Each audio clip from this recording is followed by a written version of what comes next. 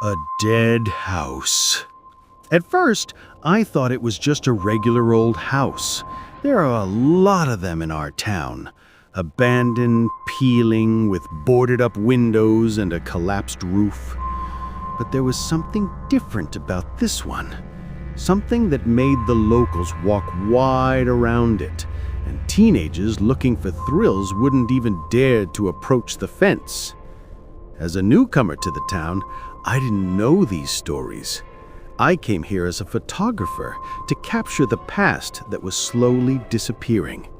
And this house became the perfect subject for me. It stood on a hill like the skeleton of a shipwreck, embraced by wild bushes, its windows like empty eyes staring out at the town. I first went inside during the day when the sun was high, trying to break through the cracks in the boards and peer into the darkness. The air was heavy, stagnant, smelling of dust, mold, and something else I couldn't immediately identify. My steps echoed loudly in the empty rooms, and every sound seemed too loud. The house was completely abandoned, but not looted. In a corner of the living room stood a warped table with yellowed newspapers on it. In the bedroom, there was an iron bed with a torn mattress, and on the wall, time-stained wallpaper was peeling like old skin. Everything was in its place, but as if frozen in time, buried under a thick layer of dust. I photographed everything. The forgotten furniture, the rusty locks on the doors, the shadows that danced in the rooms as the sun shifted.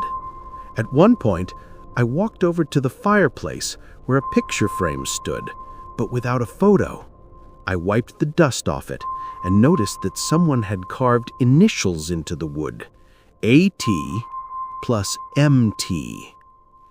When I returned to town, I showed the photos to the locals. Their reaction was reserved, but I saw fear in their eyes. An old shopkeeper told me the story of the house. A young couple, Anna and Marko Tchenko, once lived there. They loved each other and had plans for the future, but Marko suddenly fell ill and died. Anna couldn't survive the loss. She became a recluse and soon died herself. Some said it was of a broken heart, others from an illness. Since then, the house had been called the Dead House, not because someone died there, but because life had died in it. I returned to the house a few days later, this time not for photos, but just to sit and think. I sat on the porch, looking out at the empty yard. The sun was setting, and its rays bathed everything in golden light. And in that light, I suddenly saw that the house was not dead.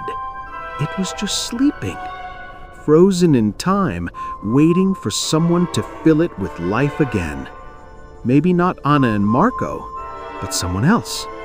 Someone who could breathe new life into it, not just photograph its past. Since then, I started coming to the house every day. I cleaned up around it, cleared the entrance, even patched up the porch a little. It wasn't a renovation, but rather an act of respect for those who lived and loved here. And every time I was there, I felt that the air was a little fresher and the shadows less oppressive. The house no longer seemed dead to me. It had just become old. Old, but alive.